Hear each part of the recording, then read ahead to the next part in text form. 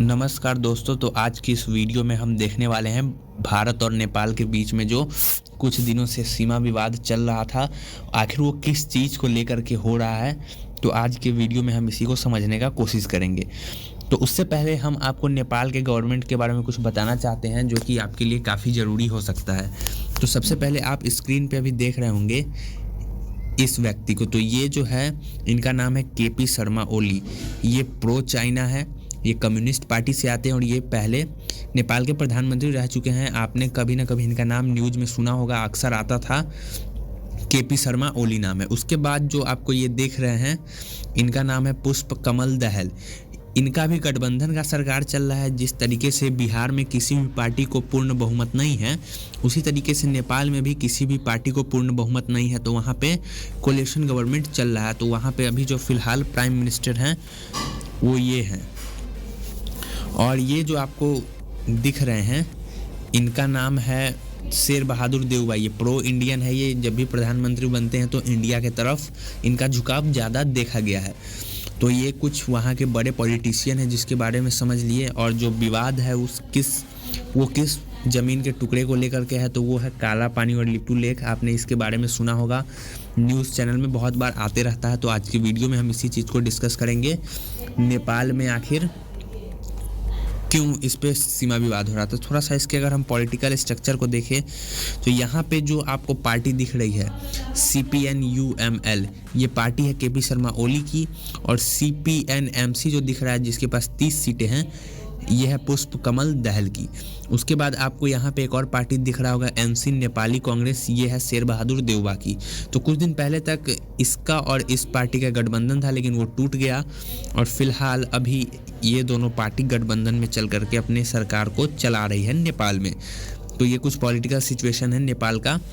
उसके बाद आखिर अब हम देखेंगे कि विवाद किस चीज़ को लेकर के है। तो ये जो है नेपाल का न्यू मैप है, उसमें आपको यहाँ पे एक छोटा सा एरिया दिख रहा होगा। इसको आप देखने का कोशिश कीजिए। ये छोटा सा इलाका आपको दिख रहा होगा, यहाँ पे मैप में थोड़ा सा निकला हुआ है।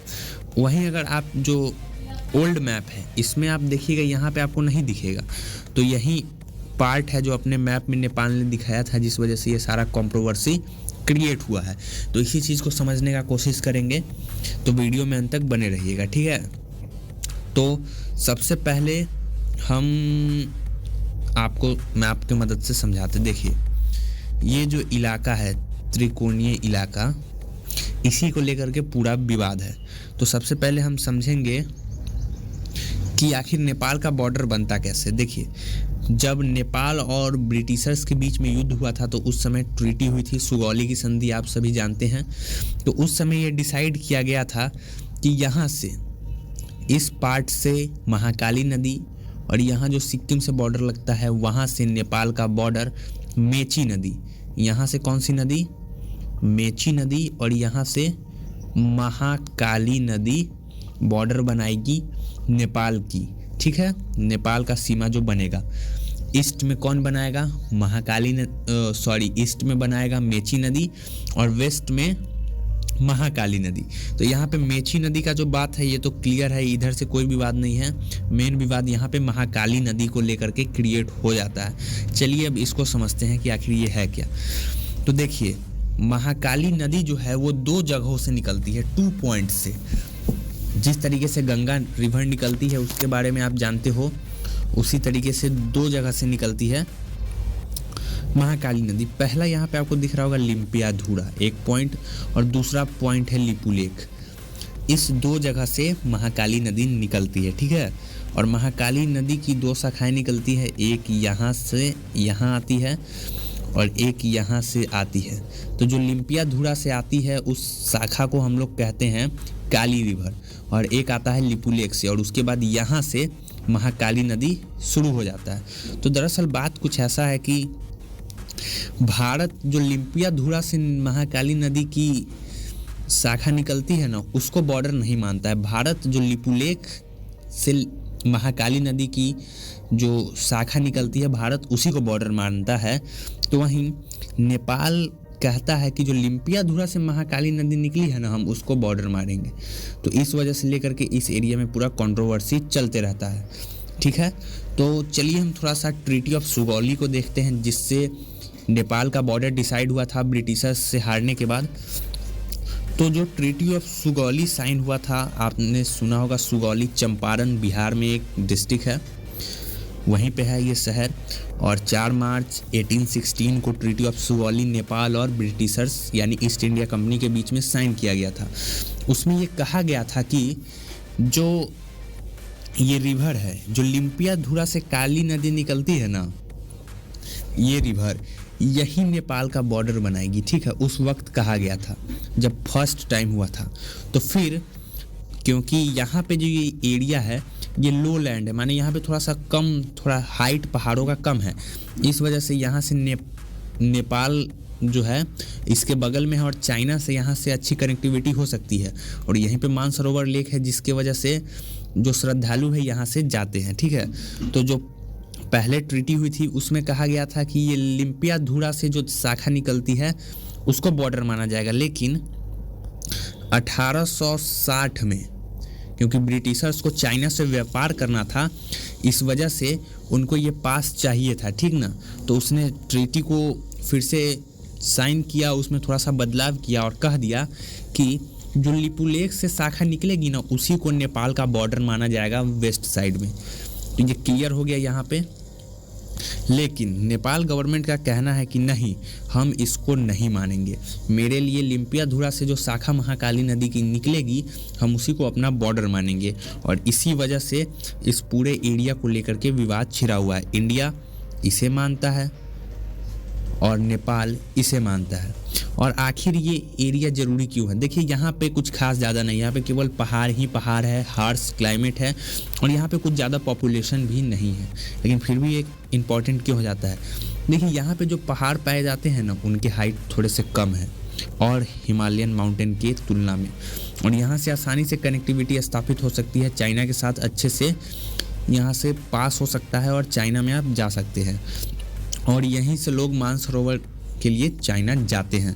इस वजह से ये एक स्ट्रेटेजिक लोकेशन है। इंडिया कहता है कि नहीं, ये जो पार्ट है वो पार्ट मेरा है, और नेपाल का कहना है नहीं, ये पार्ट मेरा है। ये विवाद हो गया। तो आपको ये समझ में आ गया होगा। तो आखिर इसका सॉल्यूशन क्या हो सकता है? देखिए, नेपाल के जब साथ ट्रीटी हुआ था ईस्ट इंडिया कंपनी का 1816 में, तो उस समय नेपाल ने कुछ नहीं कहा था इस पे, उसने मान लिया था। फिर 1860 में जो ट्रीटी हुआ उसे भी नेपाल ने मान लिया कि हाँ, लिपुलेख से जो शाखा निकलेगी हम उसी को वेस्टर्न साइड में नेपाल का बॉर्डर मानेंगे।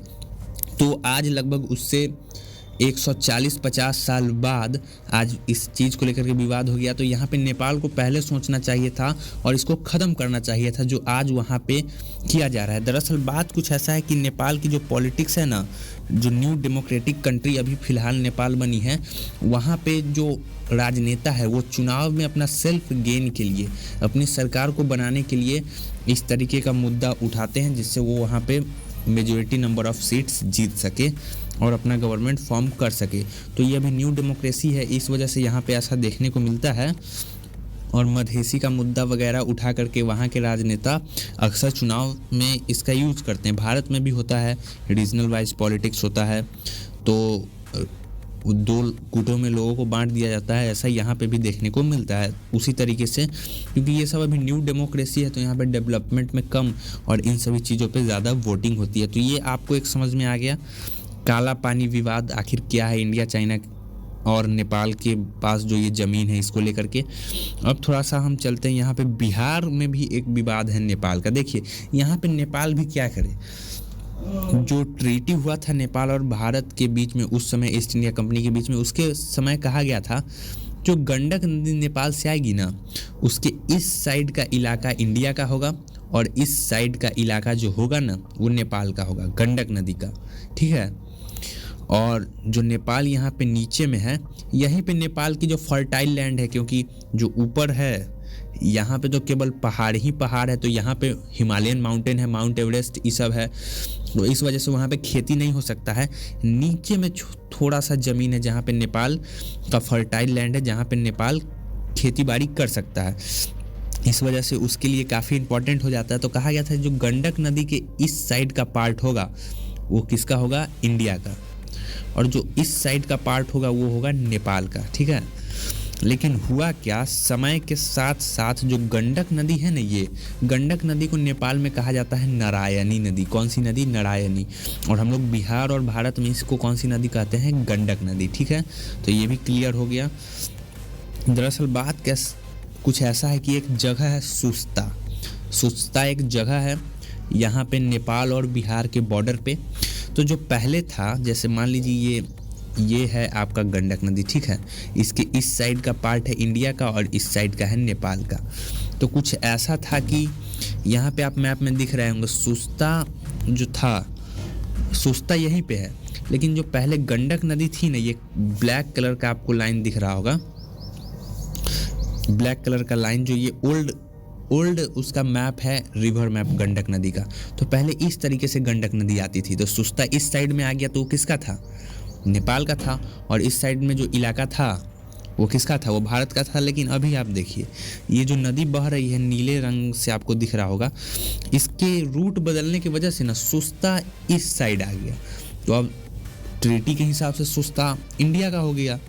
इस वजह से लेकर के विवाद छिड़ा हुआ है। अब नेपाल कह रहा है कि नहीं भाई, सुस्ता तो मेरा था, अब गंडक नदी जो है वो अपना रास्ता बदल ली तो हम क्या करें, सुस्ता मेरा था और वो मेरा ही रहेगा। लेकिन ट्रीटी में कहा गया है कि गंडक नदी के इस साइड का रीजन नेपाल का और इस साइड का इंडिया का। तो सुस्ता पहले उस साइड था और अब इस साइड आ गया है गंडक नदी के। तो ये एक विवाद है। तो मेरा कहना है कि ये दोनों देश को आपस में सुलझा लेना चाहिए। ऐसे भी नेपाल जो है उसकी इकॉनमी टूरिज्म पे है और वो वहाँ टूरिज्म के लिए काफ़ी अच्छा व्यवस्था है और काफ़ी सारे लोग विदेश से घूमने आते हैं नेपाल को टूरिज्म के दृष्टिकोण से, और ये काफ़ी एक अच्छा बात है। लेकिन दरअसल कुछ बात ऐसा है, जो नेपाल है उसको चाइना अपने सेल्फ गेन के लिए यूज कर रहा है। इंडिया को काउंटर करने के लिए चाइना जो है हर वक्त नेपाल का फ़ायदा उठाते रहता है। आप देख सकते हैं नेपाल अब चाइना के लिए एक इस तरीके का कंट्री हो गया है ना, जो चाइना उसका यूज़ करता है इंडिया को काउंटर करने के लिए।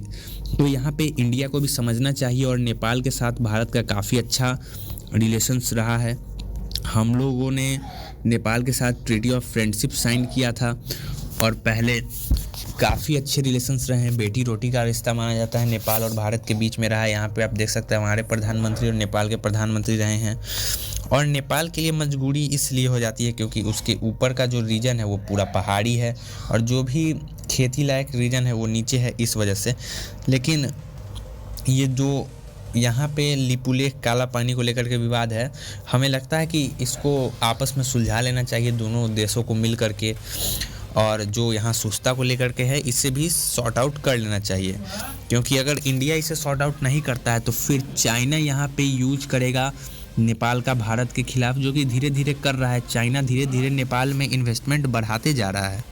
तो यहाँ पे इंडिया को भी समझना होगा कि उसको अपने एक पड़ोसी देश नेपाल को बचा के रखना है और उसके साथ अच्छे रिलेशनशिप्स रखने हैं जैसा पहले रहा है। वरना अगर नेपाल चाइना के पास चला गया तो चाइना इसका यूज करेगा इंडिया के खिलाफ। और यूज कहाँ करेगा आप सभी जानते हैं, चिकन नेक के बारे में आपने सुना होगा। यहाँ पे देखिए एकदम छोटा सा पॉइंट, इधर बांग्लादेश है और इधर नेपाल है। तो इधर नेपाल में अगर चाइना चला गया तो फिर यहाँ से वो इंडिया की कनेक्टिविटी को नॉर्थ ईस्टर्न स्टेट से काट सकता है, क्योंकि चाइना पहले ही से बांग्लादेश में बैठा हुआ है। भूटान में यहाँ पे ऊपर चाइना है और यहाँ पे सिक्किम है और बस नेपाल एक बचा हुआ है। यहाँ पे काफ़ी छोटा सा पास है, यहाँ पर एक काफ़ी छोटा सा पास है, आप देख सकते हैं, जिसको हम लोग सिल्लीगुड़ी कॉरिडोर के नाम से जानते हैं। ये देखिए आपको दिख रहा होगा, हमने जूम इन कर दिया है। यहाँ पे चाइना पहले से बैठा हुआ है। यहाँ पे ऊपर में चाइना है, ये सिक्किम है, ये भूटान है और ये नेपाल है पूरा, देखिए। और यहीं पे एक छोटा सा पार्ट है जिसको चिकन नेक कहते हैं, सिल्लीगुड़ी कॉरिडोर। नेपाल इस और बांग्लादेश के जरिए चाइना इसी को काट करके और नॉर्थ ईस्टर्न स्टेट को वो भारत से अलग कर सकता है। और यहाँ पे अरुणाचल प्रदेश पे वो पहले ही से अपना दावा करते रहा है चाइना। तो इन सभी चीज़ों को भी इंडिया को देखना चाहिए कि आखिर किस तरीके से इस चीज़ को पूरी तरीके से सॉर्ट आउट किया जाए। और ऐसे भी जो नेपाल है वो भारत का पड़ोसी मित्र रहा है, एक सच्चा और अच्छा मित्र रहा है। इसके साथ हमारे बेटी रोटी का रिश्ता है। तो आज की वीडियो में हमने आपको बताया नेपाल और भारत के सीमा विवाद को लेकर के। आई होप आपको समझ में आ गया होगा। तो मिलते हैं अगली वीडियो में, तब तक के लिए अपना ख्याल रखिए। जय हिंद।